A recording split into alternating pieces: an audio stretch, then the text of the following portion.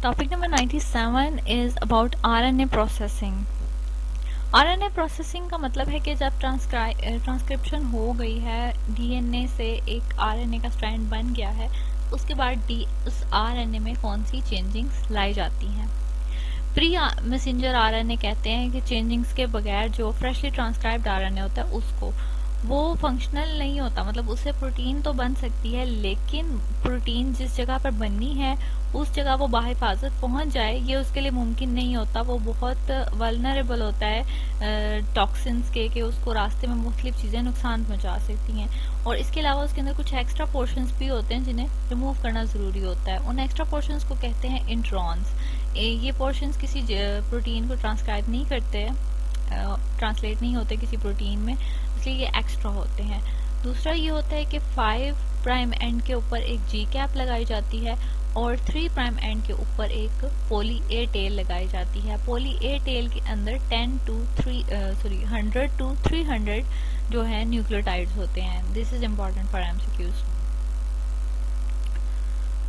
सबसे पहला काम तो ये है कि आपने इंट्रॉन्स रिमूव करने हैं, ठीक है। दिस वाज डीएनए और इससे ये प्री मैसेंजर आरएनए बना है। इसके अंदर जो ये डार्क कलर में मौजूद हैं ये हमारी जो प्रोटीन बनाने के लिए ज़रूरी हिस्से हैं, लेकिन जो लाइट ग्रीन से हिस्से इंट्रॉन्स मौजूद हैं इन्हें रिमूव करना है। ये एक्स्ट्रा चीज़ें हैं, जैसे हमने ऊपर देखा था ना लैक ऑपेरॉन में और दूसरे में, कि कुछ प्रोमोटर रीजन्स होते हैं, कुछ ऑपरेटर रीजन्स होते हैं। तो इन रीजन्स का प्रोटीन बनाने में इस स्टेप पे कोई काम नहीं होता, इनका काम पीछे था जो कि अब खत्म हो चुका है, इसलिए अब इनको यहाँ से हटाना है।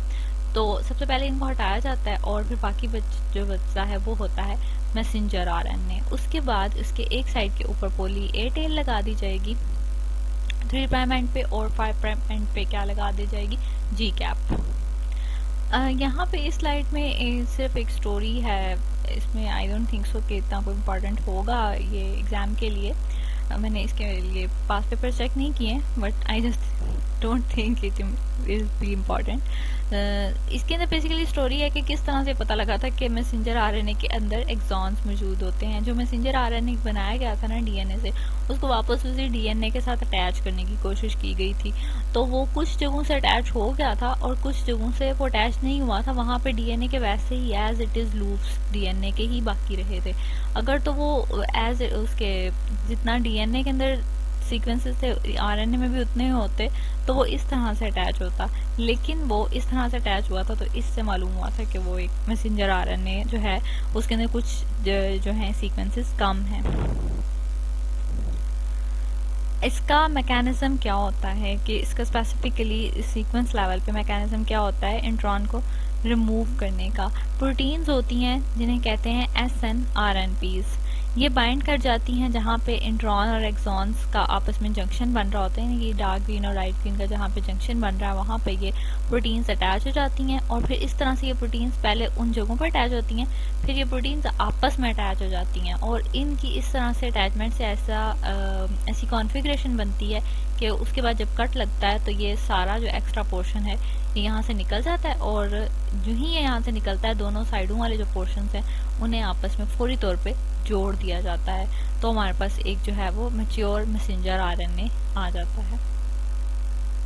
इसके बाद आ जाता है कि आपने जी कैप लगानी है 5 प्राइम एंड पे ताकि आरएनए को प्रोटेक्ट कर सकें और 3 एंड पे पोली ए टेल लगानी है, वही पुरानी बात। और इस मैकेनिज्म का एक बड़ा मज़ेदार किस्म की इसकी एग्जांपल ये है कि जो आरएनए प्रोसेसिंग है ना वो किसी क्रोमोसोम को इनएक्टिवेट करने के लिए भी यूज़ की जा सकती है। एक्स क्रोमोसोम इनएक्टिवेट होता है, फीमेल के अंदर 2 एक्स क्रोमोसोम होते हैं लेकिन एक्टिव सिर्फ एक होता है। और दूसरे वाले को कैसे इनएक्टिवेट किया जाता है कि एक्स क्रोमोसोम से जो आरएनए बनता है ना वो न्यूक्लियस से बाहर नहीं जाता, बजाय इसके कि वो न्यूक्लियस से बाहर जाए और कोई प्रोटीन्स उससे बने, वो जिस क्रोमोसोम से वो बना है वो उसी क्रोमोसोम के साथ अटैच हो जाता है और फिर उसको इनएक्टिवेट कर देता है। यहाँ पे इस डायग्राम में ये एक्सप्लेन किया हुआ है, इसको जूम आउट करती हूँ।